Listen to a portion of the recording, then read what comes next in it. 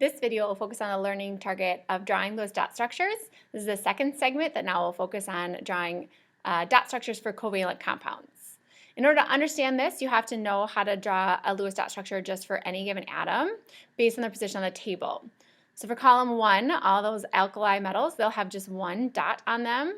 Second column are 2 dots. Then we jump over to column 13, where boron and aluminum are. They would take 3 dots. And then 4, 5, 6, 7, 8. The noble gases end the pattern with 8 dots. The other thing is when you put those electrons out, you put them out with Hund's rule, so 1 per quadrant before you pair them up. Just to represent why it's a little harder to draw covalent compounds than ionic, we're only dealing with these nonmetals, right, the few up in the upper right, and what we find is there's a lot of different ways for those different atoms to share. So just for example, nitrogen and oxygen, if they're going to come together and share electrons, there's actually multiple ways that this can happen. They can share in a way that 2 nitrogens and 1 oxygen all come together and share. There's a way where it's 2 nitrogen and 4 oxygen all come together and share. And then there's a way that just 1 nitrogen and 1 oxygen come together and share. So all of these are now possible. For ionic compounds, you don't have multiple ways that you can transfer electrons. When sodium and chlorine come in bond, sodium gives up 1 and chlorine takes on 1. When nitrogen and oxygen come together and share, they can share in multiple different ways. So the goal of this video is to teach you something called drawing Lewis dot structures, which is a way for us to represent how they'll share, and it's a way for us to predict how they'll share. So the goal of this is to tell us how many bonds the structure has and tell us how many lone pairs the structure has and kind of the general arrangement, but it does not actually give us three-dimensional shape. So for example, if you look at your screen, inside that red circle, that's a Lewis dot structure for water. And if you look at that, it looks completely linear in structure with 2 hydrogens on the outside and 2 lone pairs in the center. In reality, oxygen molecule is bent, right? It looks like this, with the actual 2 hydrogens being bent downward and those lone pairs still being on the center but in slightly different locations. So our goal here is simply to say how many bonds and how many lone pairs and kind of general arrangement, but we're not going to actually have like the 3-dimensional structure of molecules. That will come later. So we're going to kind of build our Lewis dot structures with the quadrant idea, and then we'll get into actual shape later in this unit. So how do you, given a formula, know how to draw Lewis dot structures? Well, number one thing is you kind of have to write on your paper where you think the elements go, given just a general idea. So you have something to build from. And the rule of thumb is that for a simple molecule, when given a formula, you're going to put the least electronegative one in the center, and that would be the one that's furthest to the left. That's because those are the ones most willing to share because they're not holding on to their electrons, or they're not drawing all the electrons towards themselves. They kind of have this like push-pull situation where they're more willing to like share electrons with other things. Only exception to this rule is never put hydrogen in the center. Hydrogen can't share very well, so we don't put it there. So number one, when you're drawing a Lewis dot structure, is to put the least electronegative one in the center. So if I was trying to figure out how to draw the Lewis dot structure for this compound, I would look at that and I would say, okay, I'm going to figure out kind of how this is arranged in 3-dimensional space. Between carbon and chlorine, which one am I going to put in the middle?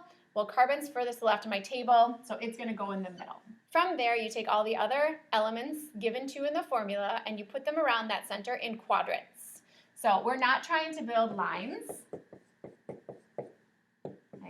This is a big no. That's not how things draw themselves in real life. Things flower from the center. So always imagine that you're making flowers. So we put something in the center and we flower everything out from there, kind of like in a spiral.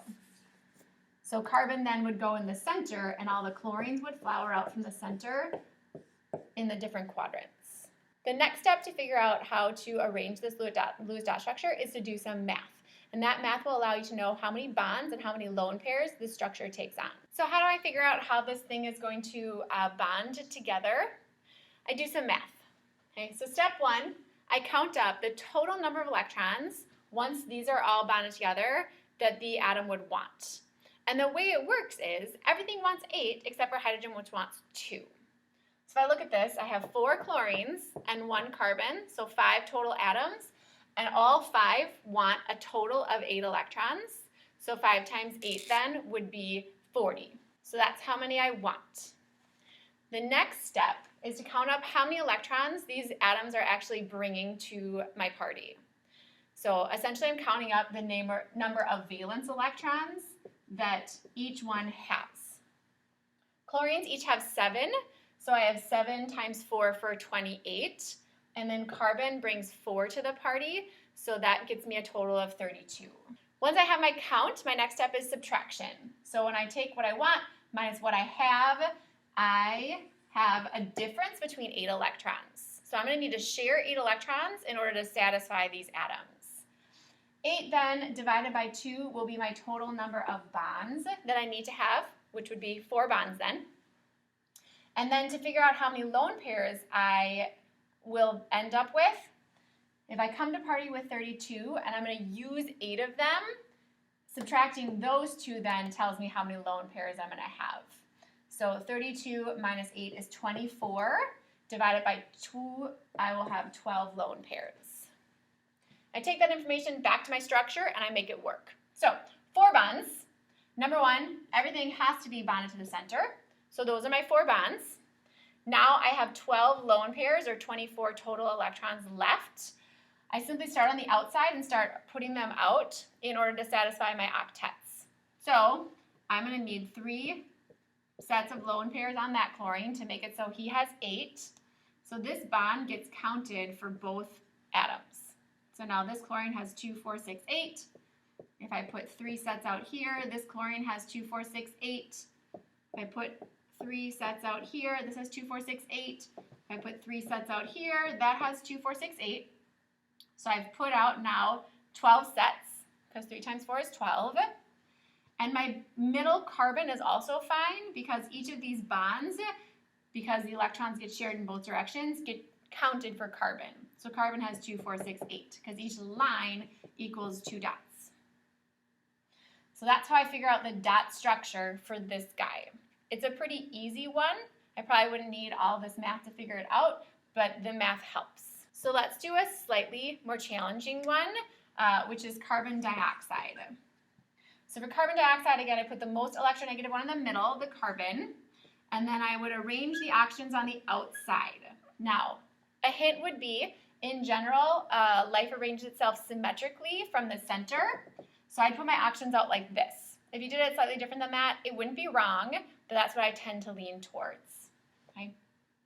Now let's do our math. So how many do I want? Well, I have 3 atoms, and they all want 8 because I don't have hydrogen here. So 8 times 3 means I'm going to want 24. How many do I have? Well, each oxygen brought 6, and my carbon brought 4. So I just add those up. So I have a total of 16. If I subtract those 2, I'll find out how many I have to share. So 24 minus 16 means I have to share 8, which means I'm going to end up needing 4 bonds again. 8 of my 16 are used in bonds. So 16 minus 8 means I have 8 left over for lone pairs, which means I'm going to end up needing 4 lone pairs. Now, this structure is different than the last one, because if I look now, I need to put 4 bonds out. And right away I can say, well, I know I need to bond my 2 to the center because everything has to be bonded, but now I have 2 more bonds because I've only used 2 of the 4. Where when I put those 2, well, again, life tends to be symmetrical, so I'd put out 1 on each side. So I've accounted for my 4 bonds now. Now I have 4 lone pairs, and again, I put those out, starting kind of from the outsides, however I need to get my things to octets, to get them to 8 electrons. These 2 lines means there's 4 electrons being shared, which means each oxygen needs 4 more to get to 8. So now I've used my 4 lone pairs and I'm done. That's the structure. And that's all from the idea that life flowers from the center. It tends to be symmetrical, and this math told me how many things I would need in order to satisfy myself. Beyond that, it's really experimentation and just have some fun. Follow these rules and hopefully they will help you. The math method is a really good way to know exactly how many dots and lines you need. That's it for this video. Have a nice night.